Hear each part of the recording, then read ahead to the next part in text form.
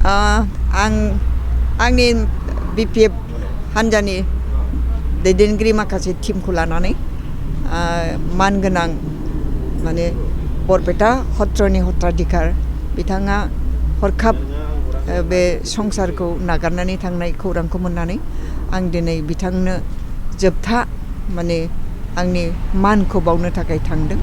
आंजों लोगोसे जोंनि दलनिफ्राय सासे MCLA आरो जोंनि कर्मि बिथांमोनाबो थांदों। आं बेखौनो लुबैदों आरोखि बिथांबादि सासे गोथार गोसोनि गोथार सुबुं इसोरनि गोहोम गोनां सासे सुबुङा बे संसारखौ नागारनानै थांबाय। बेवहाय जों जुदि नुजाहैनो हायोबा माने बिथांनि प्रति जोंनि जि सिबिनाय दङ बे सिबिनाया माने संसार मानियाव मिन्थिसार जागोन।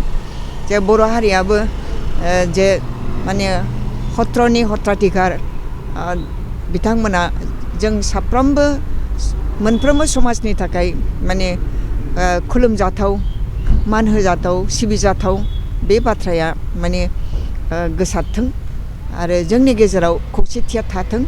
बिथांनि प्रति जोंनि मान बावनाया जेब्लायबो अरायथा थाबाय थाथों बेखौ आङो लुबैनानै दिनै थांनाय जादों। बाजाज कम्पानीनि गुबुन गुबुन रोखोमनि बाइक सालायनो मोजां मोनग्राफोरनि थाखाय गोजोनथाव खौरां।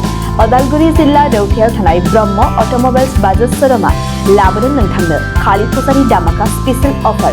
खेबसेनो रां होना बायथारनायजों लोगोसे बेयाव फाइनान्सनि सुबिदाखौबो लानो हागोन। खोब खम बेसेनाव एबा 15,000 डाउन पेमेन्ट होनानै नोंथाङा बाजाज कम्पानीनि गुबुन गुबुन रोखोमनि बाइकखौ लानो हागोन। गोबांथार फोरमानलाइसि होनांगौनि गोनांथि गैया। बाइकजों लोगोसेनो फुजानि गोबांथार गिफ्टबो मोननो हागोन। गिफ्टआव थागोन हेलमेट गंसे, 3 लिटार पेट्रल आरो मोनसे गोसो बोगथाबनो हानाय अनथोब। बे स्पेशेल अफारा 24 अक्ट'बरनिफ्राय 31 अक्ट'बरसिम सोलिगोन।